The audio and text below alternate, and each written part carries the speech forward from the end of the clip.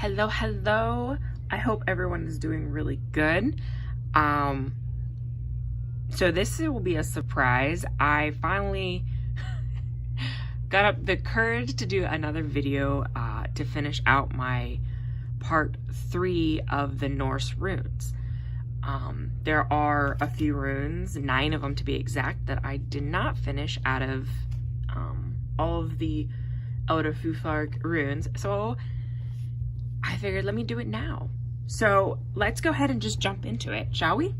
Okay, so the first rune for today that we're going to be looking at is Soilo. Okay, so here, remember, I always like to use my oracle cards because they have a very good interpretation of what Soilo looks like. Also has the symbol and the actual word on it itself. So Soilo represents the sun. So pretty much you're looking more like a good fortune, maybe like a higher self, success. I'm gonna put her here. Success, spiritual will, any type of like an awakening. So let me go ahead and show you what the rune looks like. So here's the rune that I have in my set. Okay. Remember, like I said, it's very good fortune, maybe popularity too. You could kind of look into that. Maybe even a divine blessing. All right. So those are all the general meanings that you can have. And remember, any type of meaning you want, you can represent it yourself as well, how you feel to represent it. So I'm going to put her right there. The next rune we're going to look at is, let me see if, okay, hold on, pronounce this right. Bear Quano. There we go. It always takes me a minute. I have to break it down on the word itself. So Bear Quano. So here's the rune itself, and here is what the oracle says, the representation of. And pretty much it's, as you can see from here, it represents woods. So Lady of the Woods in this case, or birch tree. So you're looking like a tree, very mothering, very nourishing, nurturing, healing. You can even use this as a Mother Earth as well. Let's see what else, maybe like a substance. We can also say that as very growthy. So I personally like to use her as Mother Earth itself. So when this card comes up or this rune comes up, I do look at it as a grounding, as a very healing aspect. But you can use it as just a complete growth as well. So here's Bear Quano.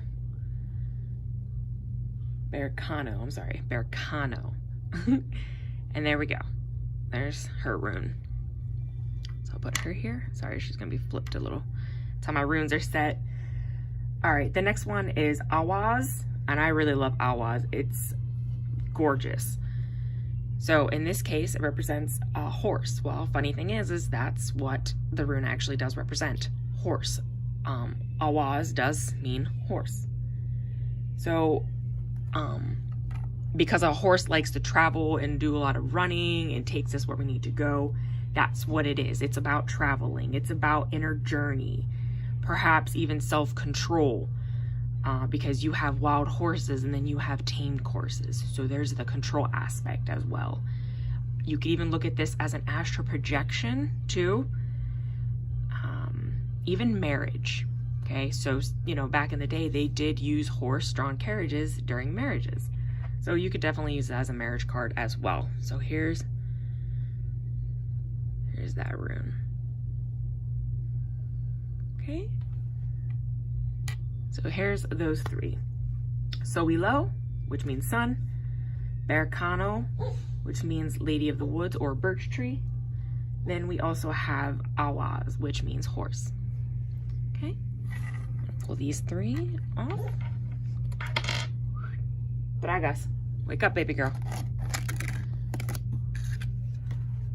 All right. The next one is going to be very different from what some people recognize it as and versus what my runes and even my oracle represent it as. But I've seen it different ways. So a lot of ways I've seen this is if you, let me get a piece of paper and let me actually draw this for you just to kind of give you an idea what I mean.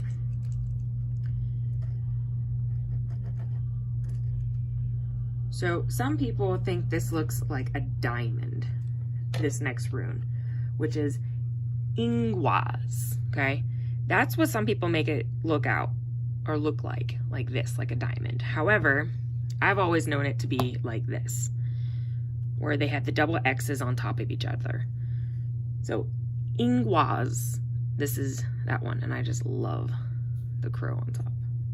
Okay, so now this one actually represents the opposite of what Berkano. So remember how I said it was Lady of the Woods or Mother Earth? Ingwaz represents the head of the penis, so the male version, or you can use it as a balance card, and you can also say the womb or the vagina. It's kind of your interpretation. So think of it as a balance. Think of it as two X's on top of each other, okay?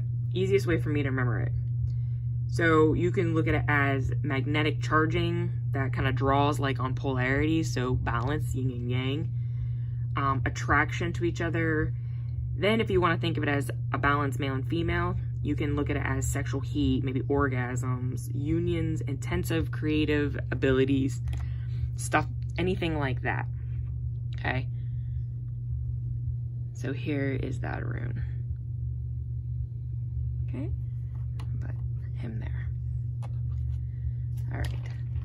Now, the next one is Laguz. Laguz. So Laguz represents a body of water, very like sea-like. Maybe even the ocean, if you want to go as more broad. You can look at it as journeying across the ocean, maybe traveling, artistic, creative ability, very emotion-like. You can make it represent dreams. You can even have it represent psychic powers or even the soul journey itself. Okay. Now, don't mind my rune. When they carved these, they accidentally put a bottom part, so I'm going to cut off what they accidentally messed up on, but you can see right here. Maybe if it'll zoom in the right way. There we go. So technically, this is what it looks like, just like this. It messed up on mine, but that's okay, because I still know what it represents, which is totally understandable. So there is Laguz. I love that. Can you tell I like saying that one? Laguz. All right. The next one we're going to look at as Manaz. All right. So Manaz means human, or mystery of the humans in a way, but it represents pretty much humans. So you're looking at yourself or the self, perhaps a family member, maybe a friendship, maybe transitional ascension or consciousness even. You can look at it as like a shaman. You could even look at it as like a spiritual healer as well. But this represents human. Now remember, I'm giving you different, very general types. You can pick and choose what you would like. And this is the rune for Manaz. Now, my personal experience with Manaz, I really like to let him represent the healer as the healer on a journey for themselves, traveling to find ways to help other people. So that's my representation of Manaz, okay? Because every human has their own destiny, their own journey. And I like to always look at it as a spiritual type of journey. So those are those three.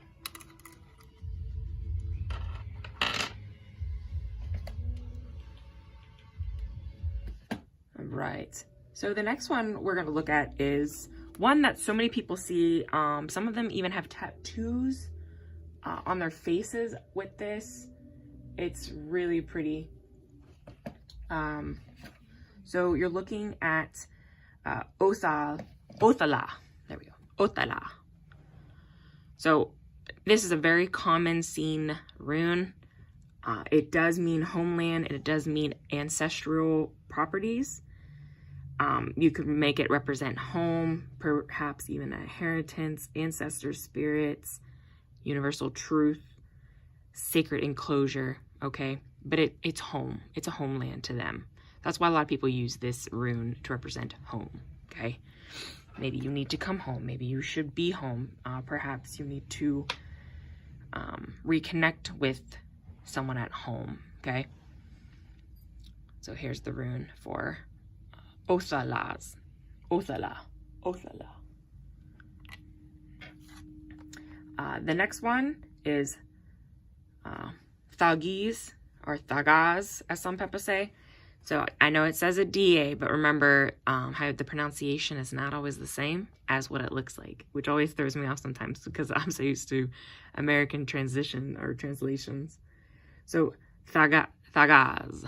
I always think she's absolutely gorgeous on this one. Okay, so this represents the day, or both beginnings and end. So a birth and death, or a rebirth and death. Okay, so it's the symbol of eternity. See, you can see it right there. So you're looking at anything that's security related, anything that's of clarity, certainty, very dramatic change, a path of destiny. Okay, so Thagaz.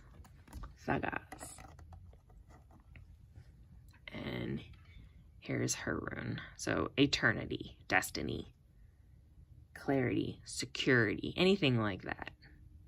Okay, and the last one that we are going to look at is what they consider the blank rune. So I don't have an oracle card for it, and that's because this deck didn't have it. But this is, let me clarify here what I want you to see, if it'll let me. Oh, she's gonna be a jerk. Anyways, so it's just a blank rune. As you can see, there's absolutely nothing there. Nothing at all. Okay, and this has been called many different types of terms. This has been known as Odin's rune. This has also been known as the weird rune. Weird as also as in W-Y-R-D, weird. So if you're looking at the Odin rune, then you can look at it more of like a wisdom rune. If you're looking at it as like the weird, as in the weird sisters, as in the 3 Norse fate sisters, you're looking at the past, present, and the future then. All 3 of those represents the knowledge and all patrons of divination itself. So in reading, maybe you may be certain that something unexpected is going to come. Could be perceived as positive or even negative. What you give out comes back to you. That's one of the biggest things that the Weird Sisters always believed in, the Fate Sisters of the North side, as whatever you put out will always come back, kind of like a karma thing. This is a rune of kind of total trust, cosmic power, fate, evidence of your immediate contact with your own destiny. All right. So again, you find your interpretation of it and you go with that. I like using the Weird Sisters because, one, I do, I'm a witch, so I believe it 100% in trinities.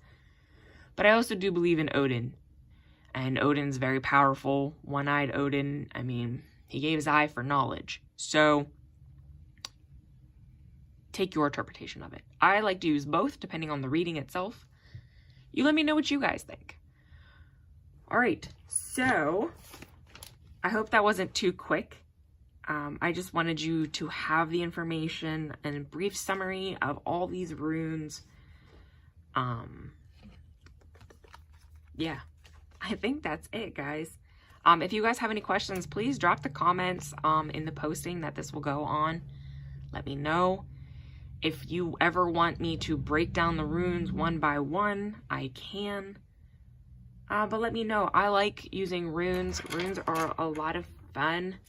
But I will say this, they're not easy to understand and they're not always right. Okay? And I mean, they're not always right as in the interpretation is a little bit harder to understand if you throw and toss the runes on a mat.